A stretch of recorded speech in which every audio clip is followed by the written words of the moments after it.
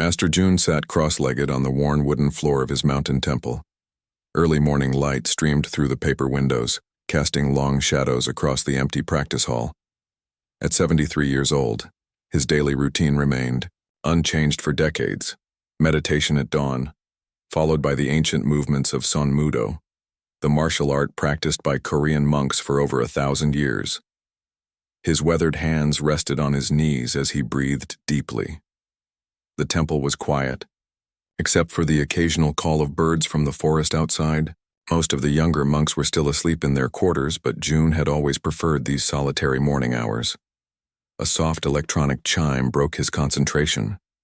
June opened his eyes slowly, taking another deep breath before rising to his feet. The sound came from the small communication device kept in his modest quarters, a reluctant connection to the world beyond the temple walls. In his small room, the device continued to chime. The screen showed an official transmission from the United Earth Embassy. June tapped the screen gently. "Master June," said a formal voice as the holographic image of a middle-aged man in a gray diplomatic uniform appeared. "I am Ambassador Han, from the Galactic Relations Office. I apologize for disturbing your morning." June bowed slightly.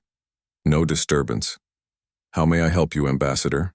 Ambassador Han looked nervous, his fingers tapping against his leg off-screen. "Master June, I'll be direct. The Galactic Council has extended an invitation to Earth to send a representative of our spiritual traditions to the upcoming summit. It happens once every 50 years. This is only our second invitation since making first contact." June nodded but remained silent, waiting for the man to continue. "We've selected you as our representative," Han said. "Your lifetime of dedication to Son Mudo and Buddhist practice makes you uniquely qualified." "There are many qualified masters," June replied simply. "Why me?" Han hesitated before answering. "The council specifically requested a demonstration of what they call our ritual practices. Your combination of meditation and movement would translate well across species barriers. Many aliens cannot understand our music or art, but physical movement is universal." June noticed something in the ambassador's eyes, something hidden. "What aren't you telling me, Ambassador?"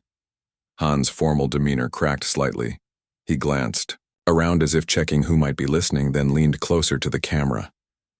"These demonstrations have become entertainment for the older species," he admitted quietly.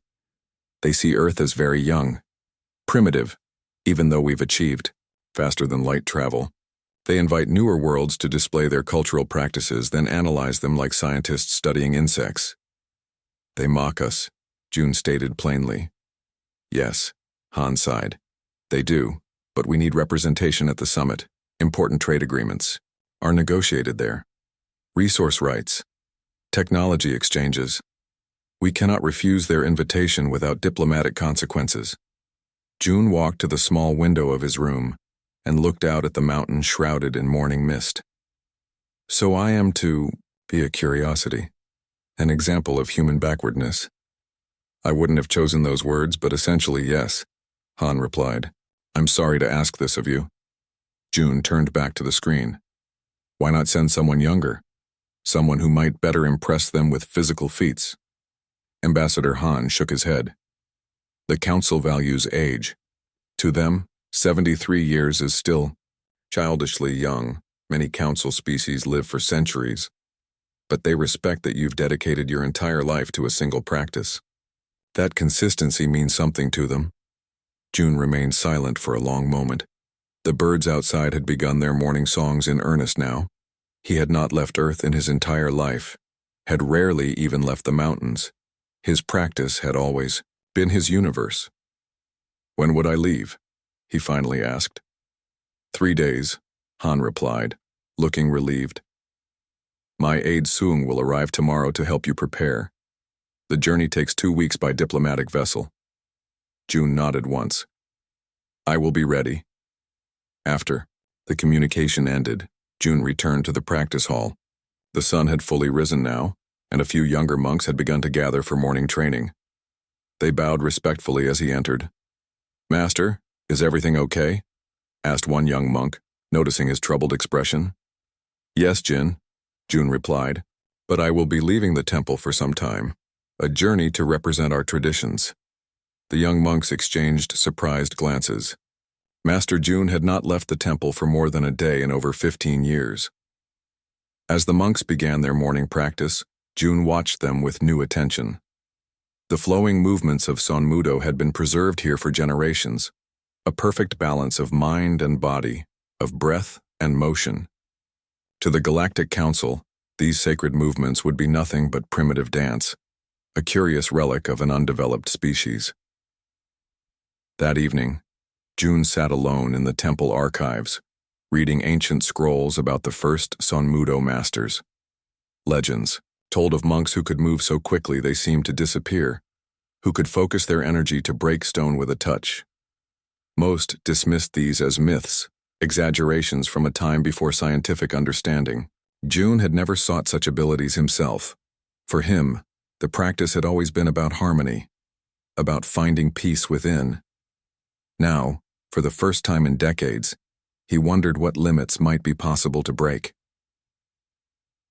The next morning, Ambassador Han's aide arrived. Sung was a young man with a serious expression and perfect posture. He carried with him several data tablets and a small case. "Master June," he said with a respectful bow, "I've brought information about the summit and the species you'll encounter." For hours, Sung showed him images of the various council members, beings that looked nothing like humans. Some resembled insects with multiple limbs. Others appeared as columns of light or shifting masses of what looked like liquid crystal. Many had evolved on worlds with gravity, atmospheres, and temperatures vastly different from Earth's. The station where the summit is held maintains various environmental zones, Sung explained. You'll primarily stay in the human-compatible sections, but all species gather in the Great Chamber, which has adjustable conditions. June studied the images carefully. "How do they communicate?" "Universal translators," Sung replied. "Technology from one of the eldest species. It analyzes brainwave patterns rather than sound. Even beings without speech can be understood."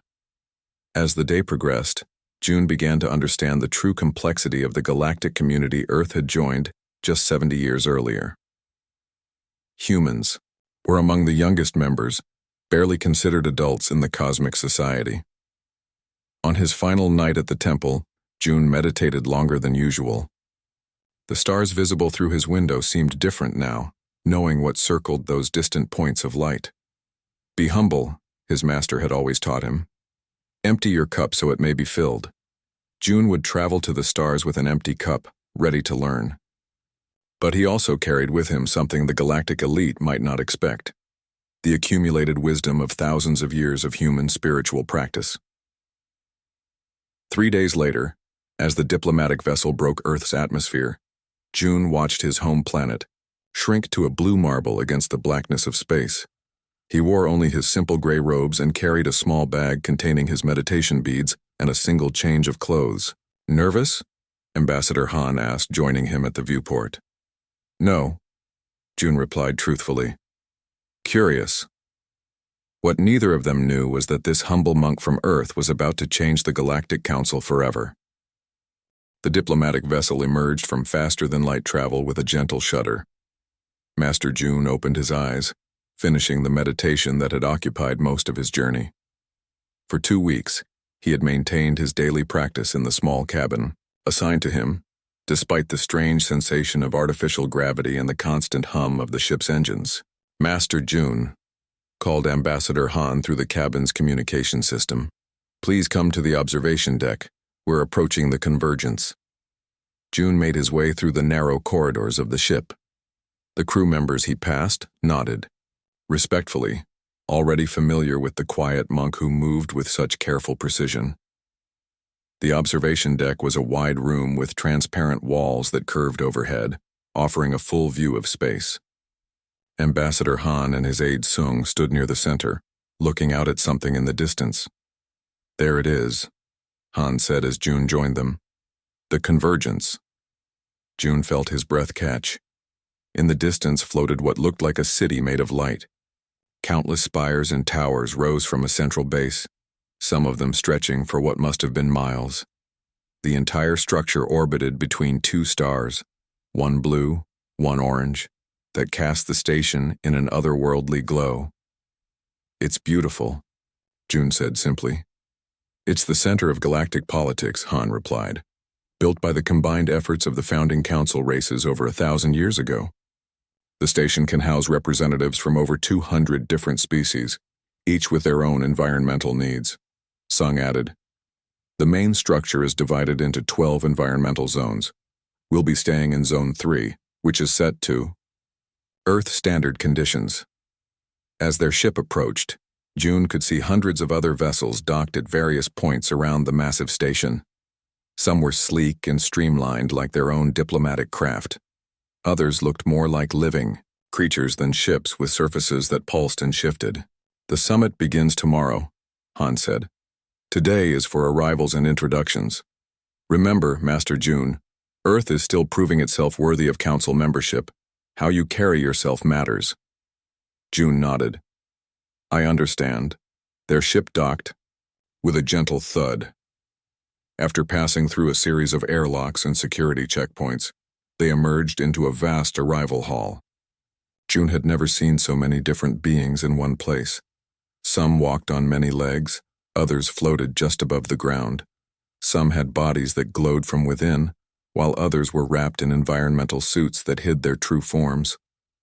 "Try not to stare," Sung whispered. "It's considered rude." June kept his eyes forward, though it took great effort. "How many species are here?"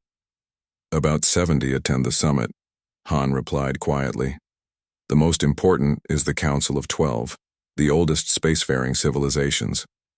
They make the final decisions on everything." A blue-skinned being with an elongated head approached them. It wore a translucent robe that seemed to float around its tall, thin body. Its eyes, 3 of them, blinked independently. "Ambassador Han," the being said in perfect Korean, though its mouth didn't move in ways that matched the words. "Welcome to the Convergence again." Han bowed formally. "Delegate Vel, thank you for the welcome. May I present Master June, our cultural representative for this summit." Vel's 3 eyes focused on June, scanning him from head to toe. "This is your spiritual guide? He seems fragile." June met the alien's gaze calmly. "Age brings wisdom where strength fades." The translator must have conveyed his words well, because Vel's expression shifted slightly. "Indeed. Well, we look forward to your performance tomorrow." The demonstration of primitive— Vel paused, correcting itself. "Of traditional practices is always enlightening." The way Vel said enlightening made it clear that wasn't what the alien meant at all. "I am here to share, not to perform, June," replied Vel's eyes blinked in an odd pattern. "Of course, how humble." The alien turned back to Han. "Your quarters are in Section 7 of Zone 3. You'll find them adequate for human needs." After Vel left, Sung leaned close to Han. "Section 7? That's where they put the newest member species. The quarters are half the size of what established members receive." "As expected," Han sighed. "Come, let's get settled." Their assigned quarters were indeed small. 3 simple rooms with basic furnishings. The walls were plain white, unlike the ornate designs they had passed in other sections of the station. "I'll be attending preliminary meetings," Han told them. "There's a welcome reception this evening in the Grand Hall. Both of you should attend." After Han left, June took a moment to look out the small window in his room.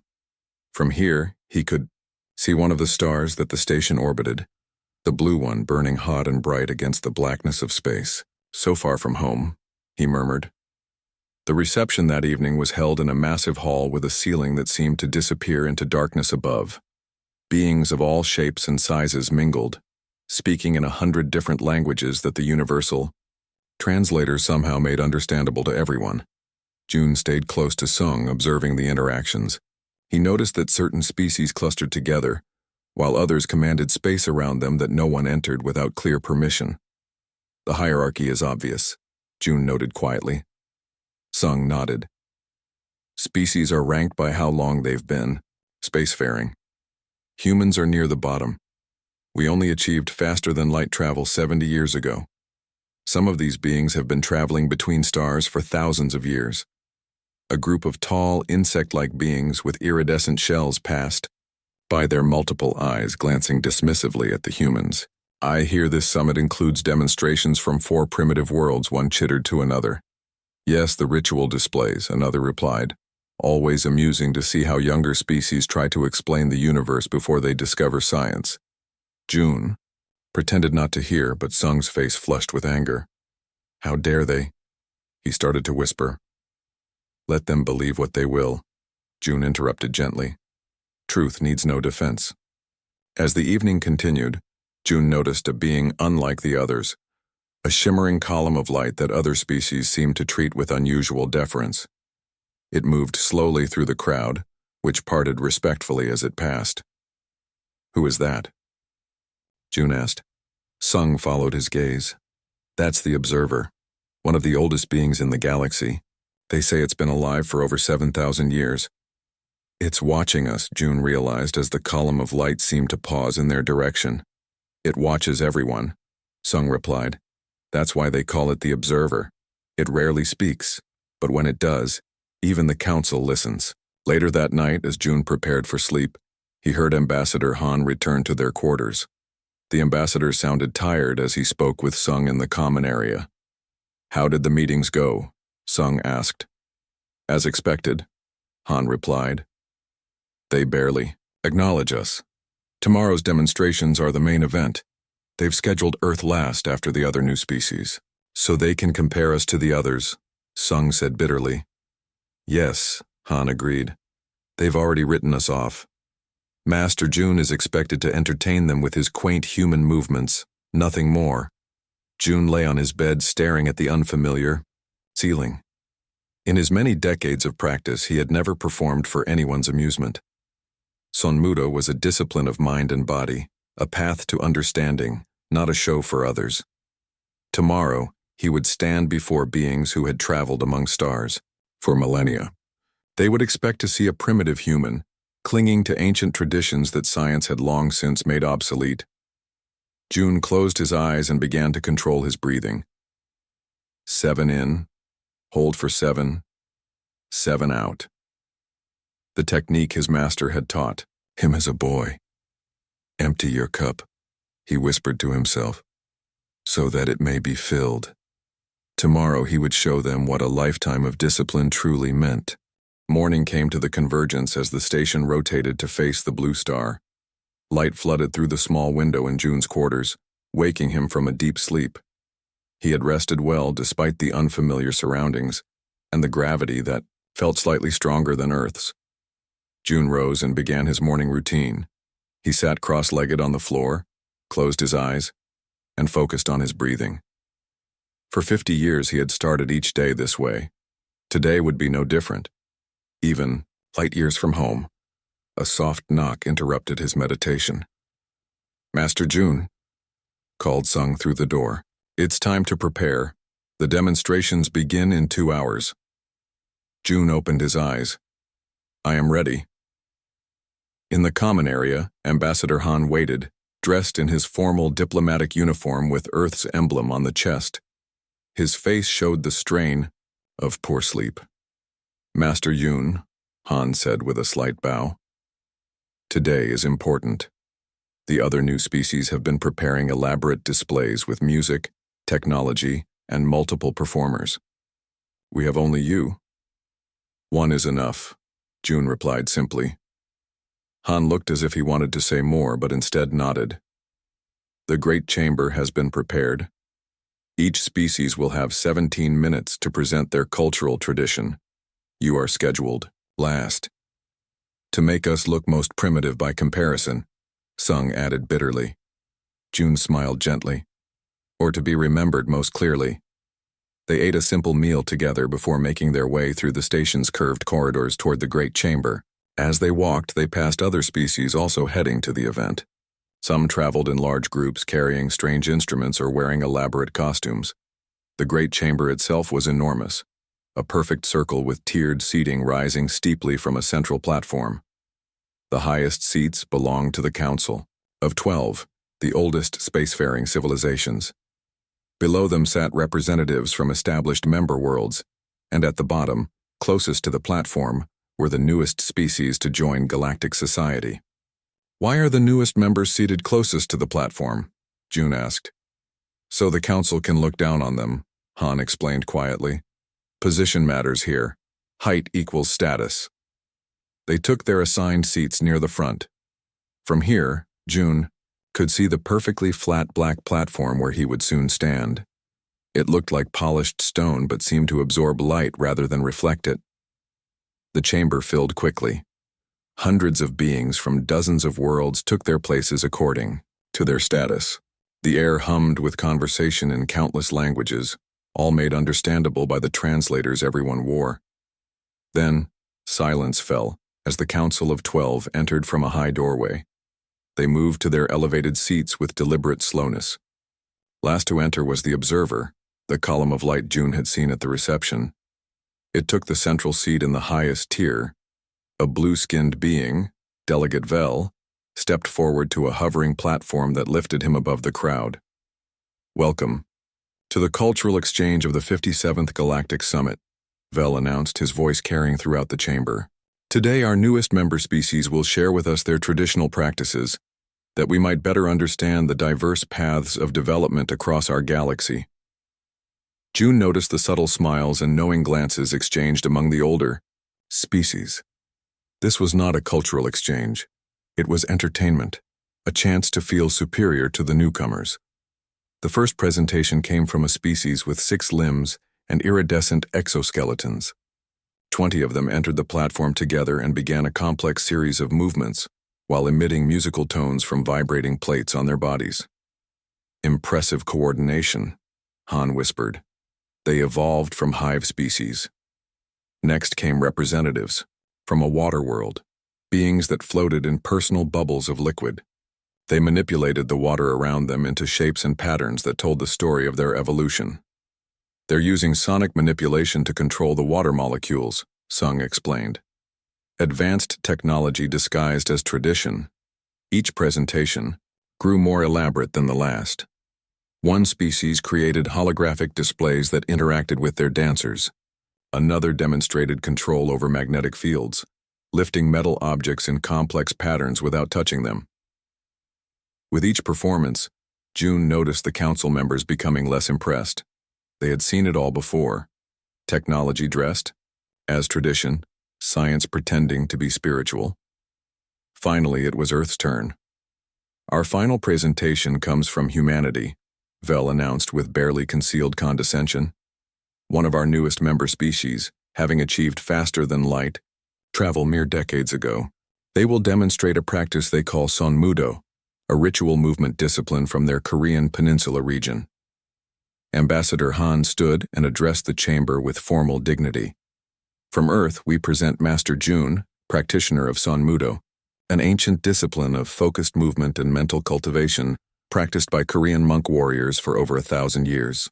Whispers spread through the chamber as June made his way to the platform. He wore only his simple gray robes. No technology, no instruments, no elaborate costume. "No tools?"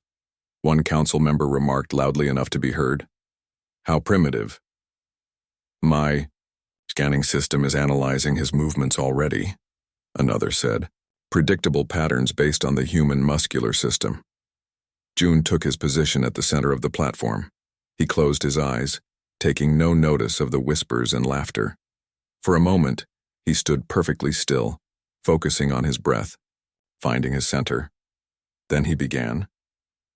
His movement started slowly, the practiced form of a discipline older than many of the technologies present in the room. His breathing was controlled, his body moving with precision that belied his age. At first, the council members watched with amusement. Some used scanning devices to analyze his movements. Others whispered calculations about the efficiency of such primitive exercise. A delegate near the front whispered, "My predictive algorithm shows his next movements will follow the same pattern. Typical of undeveloped species. Ritualized repetition without understanding." But then something changed. June's Awareness expanded beyond the platform, beyond the chamber, beyond the station itself. He felt the dual pull of the binary stars outside, the subtle variations in the artificial gravity, the energy fields that sustained life support throughout the convergence. And he adapted. His movements shifted. What had been predictable suddenly wasn't. The scanning devices of the observers began to show error messages. The algorithms trying to predict his patterns failed. June had entered a state achieved only after decades of practice, a perfect union of mind and body where movement became something beyond physical action. His form seemed to blur, creating afterimages that lingered in the air. The laughter stopped. The whispers ceased. June moved faster, his aged body now flowing with impossible grace. To those watching, it seemed as if he occasionally occupied two places at once, a visual effect that their technology could detect but not explain. One council member, a being composed primarily of energy, leaned forward with new interest. How is he manipulating the light field without technology? Another, one of the oldest species present, stood up abruptly. That's not possible. Scan him again. June continued, unaware of the stir he was creating. His mind had reached the state his master had described, but which he had achieved only rarely in his decades of practice. Perfect emptiness, perfect presence. His body moved not by conscious direction, but by harmony with everything around it. The 17 minutes allocated for his demonstration passed in complete silence. When June finally returned to stillness, centering himself before opening his eyes, not a sound could be heard in the great chamber. He bowed once, deeply, then turned to leave the platform. Before he could step off, Delegate Vell rushed forward, scanning devices in hand. "Wait," the blue-skinned alien demanded. "How did you do that? Where is your technology hidden?" June looked at him with calm eyes. "There is no technology, only practice." "Impossible," Vell insisted. "Our sensors detected anomalies in the light field around you, temporal distortions. No biological being can create such effects naturally."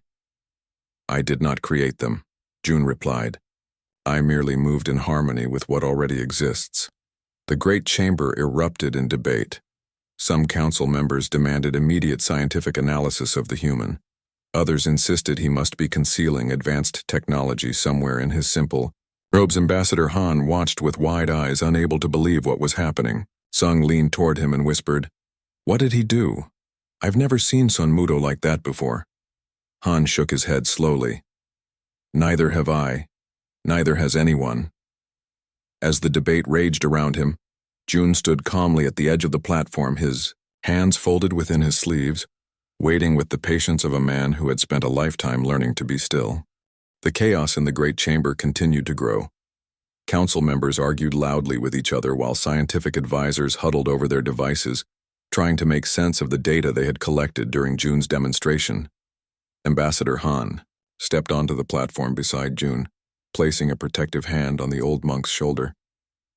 "Master June needs to rest," he announced. "The demonstration is over." "It is not over until we understand what happened," insisted Delegate Vell. His three eyes blinked rapidly in what appeared to be agitation.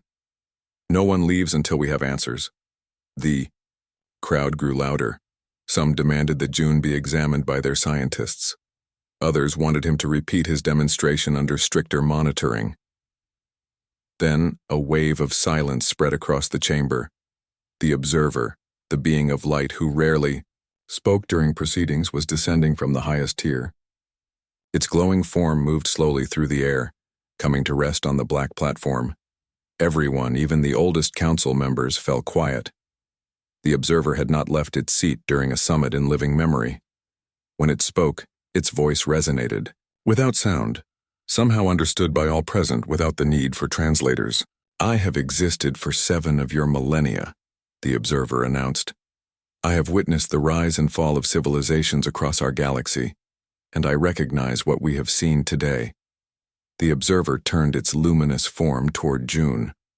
Though it had no discernible face, June felt its attention focused entirely on him. This human has achieved what many species lose when they embrace technology too completely, the mastery of self. Several council members began to protest, but the observer continued silencing them. Long ago, before my kind developed quantum computers and neural interfaces, we practiced disciplines similar to what this human has shown. We called it the merging, a state where mind and body exist in perfect harmony with the universe around them. A murmur ran through the crowd. The observer rarely spoke of its species past. We believed we had evolved beyond such practices when we developed technology that could interface directly with our consciousness, the observer continued. But watching this human move, I recognize something we have lost, something many advanced species in this council have forgotten. June stood quietly, hands folded within his sleeves as the ancient being spoke. The anomalies your devices detected were not created by hidden technology, the observer said, addressing the scientists still clustered around their instruments. They were created by a mind so completely present in the moment that it could interact with the underlying fabric of reality, what your physicists might call quantum fields or probability waves. Delegate Vell stepped forward. With respect, observer, that is impossible. No biological brain can— Impossible? The observer interrupted. Your own scanning devices recorded it. You saw it with your own eyes. Your inability to explain something does not make it impossible. The chamber fell silent again. No one dared contradict the observer. It turned back to June. Human, would you explain your practice to us? June bowed respectfully. There is little to explain that words can capture. Sonmudo is a discipline of presence. Through years of practice, the mind learns to be fully in the moment, aware of everything, attached to nothing. And the physical movements? Asked the observer. They are the expression of that presence, June replied. The body follows the mind. When the mind is unclear, the body moves with hesitation. When the mind is present, the body moves as if it were part of everything around it, because it is. A younger council member, a being with features that reminded June of Earth's octopi, floated down from her seat to join them on the platform. I have spent 3 centuries studying consciousness across species, she said. Yet I have never witnessed what you demonstrated today. Would you be willing to teach your practice to others? Several voices joined hers, some out of scientific curiosity, others with genuine interest in learning. June looked surprised. He glanced at Ambassador Han, who appeared equally shocked by this turn of events. Understanding begins with humility, June said finally. I would be honored to share what I know, though many of you have forms very different from mine. The principles transcend physical form, the observer noted. Each species would adapt the movements to their own bodies, but the mental discipline remains the same. Over the next hour, the great chamber transformed from a place of mockery to one of intense discussion. Council members who had laughed at the primitive ritual dance now debated the philosophical implications of what they had witnessed. Scientists formed groups, comparing notes and theories about how a biological mind could create the effects they had observed. Some insisted there must be a technological explanation, while others began to consider new models of consciousness that might explain June's abilities. Ambassador Han found himself suddenly surrounded by delegates who wanted to discuss cultural exchange programs with Earth. The very species that had dismissed humans as barely worth notice now sought deeper connections. I don't understand what happened, Han whispered to June when they had a moment alone. What did you do out there? June smiled slightly. Nothing special. I simply moved as I have moved for 50 years. Perhaps it was the setting, the unique gravity fields of the station, the energy from the binary stars. Perhaps my body responded to forces I was not consciously aware of. But you created visual anomalies, Han insisted. You appeared to be in 2 places at once. Even their advanced scanning technology couldn't explain it. The body knows things the mind does not, June replied. My master used to say that true mastery comes when we stop trying to control and simply allow ourselves to be. Before Han could ask more questions, they were approached by the observer once again. Human, it said, addressing June directly. The council has made an unprecedented decision. We request a formal teaching session tomorrow where representatives from any interested species may learn the basics of your discipline. Han's eyes widened. This is a great honor, Master June. Nothing like this has ever been offered to Earth before. June bowed to the observer. I am not a great teacher, but I will share what I know. You underestimate yourself, the observer replied. What you demonstrated today has created more genuine interest in human culture than all your worlds. Diplomatic efforts combined. As they left the great chamber, June noticed how differently they were treated. Species that had ignored them completely now moved aside respectfully. Some even bowed in ways that mimicked June's own gestures. Everything has changed, Sung said, as they walked back to their quarters. They're treating us like equals now. Not equals, Han corrected. They're treating Master June with respect. The rest of humanity is just associated with him. June shook his head. They are not seeing me. They are seeing something they have lost in themselves, a connection to their own bodies, their own consciousness. That is what interests them. That evening, as June sat in meditation in his small room, he reflected on the strange turn of events. He had come to the convergence expecting to be mocked, to be seen as a primitive curiosity. Instead, he had reminded the most advanced beings in the galaxy of something they had forgotten in their pursuit of technological perfection. Tomorrow, he would begin teaching creatures with bodies nothing like his own, with minds that operated on principles he could barely imagine. Yet somehow he felt no anxiety about this task. Empty your cup, he whispered to himself, so that it may be filled. Outside his window, the binary stars had aligned, bathing the convergence in dual light, one blue, one orange. The shadows they cast seemed to dance with each other, merging and separating in endless patterns. June watched them perfectly still, perfectly present as the galaxy around him changed. Word spread quickly throughout the convergence. By morning, a large space near the center of the station had been converted into a training area. The flat black floor was similar to the platform in the great chamber, but this room was more open, with high ceilings and walls that seemed to absorb sound. When June arrived, accompanied by Ambassador Han and Sung, he was surprised to find the room already filled with beings from dozens of different species. Some floated in the air, others stood on multiple legs or tentacles, and a few appeared as little more than shimmering fields of energy. There are over 200 representatives here, Han whispered in amazement, including members from all 12 council races. Delegate Vel approached them, his blue skin shimmering under the room's soft lighting. His manner had changed completely from the condescending official they had first met. Master June, Vel said with a respectful bow that mimicked human custom. We have prepared this space according to specifications provided by your ambassador. I hope it will be suitable. June nodded. Any space is suitable for practice. The environment matters less than the attention we bring to it. Vel blinked his 3 eyes in what might have been confusion. Of course, the observer will join us shortly. It has not participated in physical training for over 3,000 years, so this is quite unprecedented. As June moved to the center of the room, he noticed the variety of beings present. Some had clearly tried to prepare themselves based on what they had seen in his demonstration, attempting to stand in poses that resembled human meditation postures, despite having entirely different body structures. I am not certain how to begin, June admitted to the assembled aliens. Many of you have forms very different from mine. The movements of Sonmudo were developed for human bodies. The observer arrived, its luminous form floating gently to a position near June. Begin with the mind, not the body, it suggested.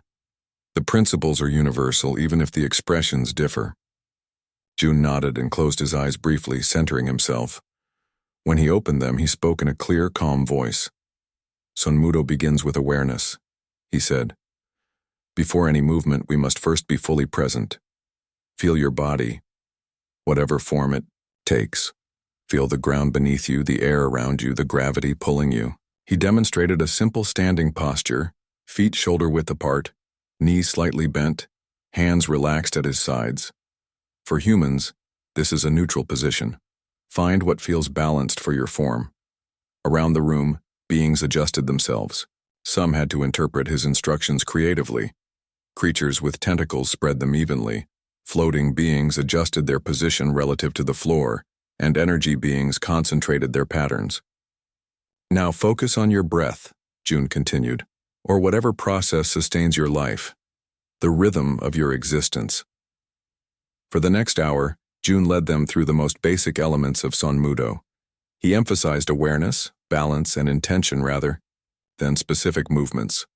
To his surprise, many of the beings adapted quickly, finding ways to express the principles through their own unique bodies. The essence is not in copying the exact movements, he explained as he demonstrated a slow turning motion. It is in understanding how your own form moves through space, how it connects with everything around it. The observer, despite having no solid body, participated fully. Its light form shifted and flowed in patterns that somehow captured the essence of what June demonstrated. I am remembering, the observer said during a brief rest period. My species practiced something similar before we became what we are now. We called it light flowing through darkness. Other elder species shared similar revelations.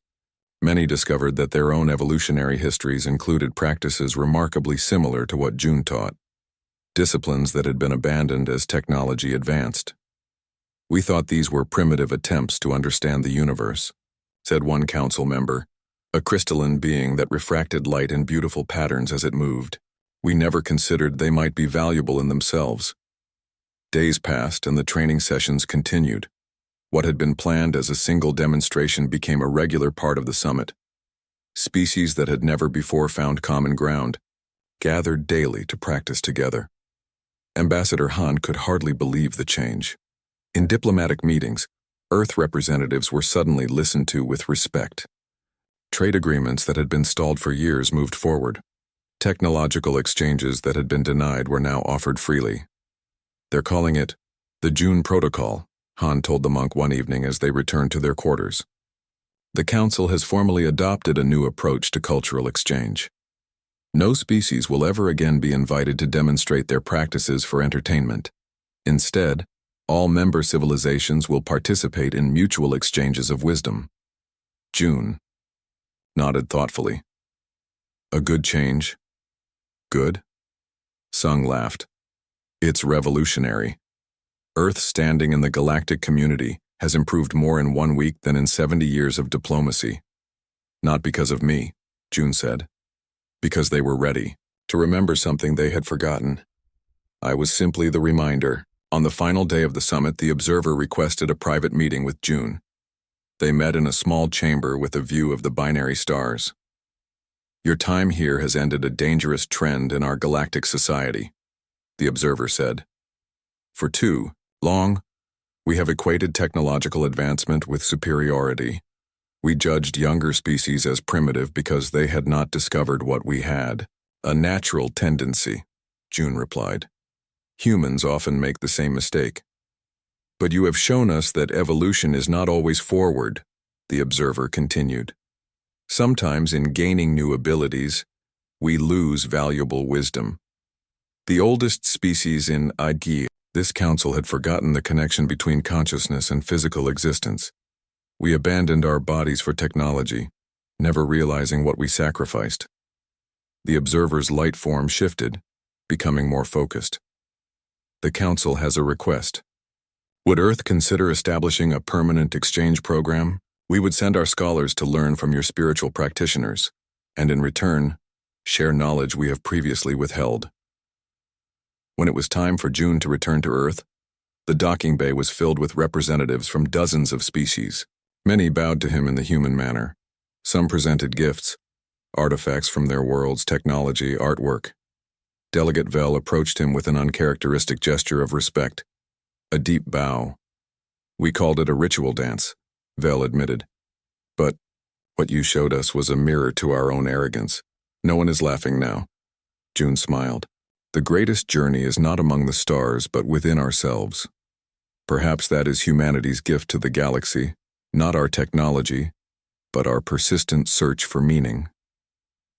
As the diplomatic vessel pulled away from the convergence, June watched, through the viewport.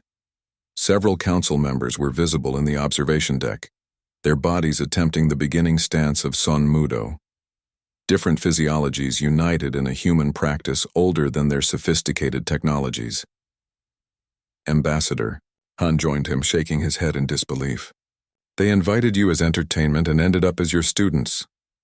No, June replied quietly. Not my students. Students of a tradition that belongs to all conscious beings. We simply remembered what they had forgotten. 6 months later, June sat in his mountain temple watching the sunrise as he had for decades. The paper doors slid open and a young monk entered. Master, the young man said with a bow, the visitors have arrived. June nodded and rose slowly to his feet. In the practice hall, a most unusual group waited. A blue-skinned Vel stood beside a crystalline being that sparkled in the morning light. 3 other aliens, each from a different council species, completed the group. Welcome to Earth, June said with a bow, and welcome to our temple. We come to learn, Vel replied, returning the bow somewhat stiffly with his elongated body. As the first group of the Galactic exchange program, June led them outside, where the mountain air was crisp and cool. The morning mist still clung to the valley below, and birds called from the surrounding forest. We will begin as I began 70 years ago, June said, with the most basic practice of all, being present in this moment, on this world, in whatever body you possess. As the aliens took their positions, each adapting to their unique forms, June felt a deep satisfaction. The Galactic elite had called it a ritual dance, but now they understood it was much more. It was a path back to something essential they had lost in their rush toward technological perfection, and no one was laughing anymore.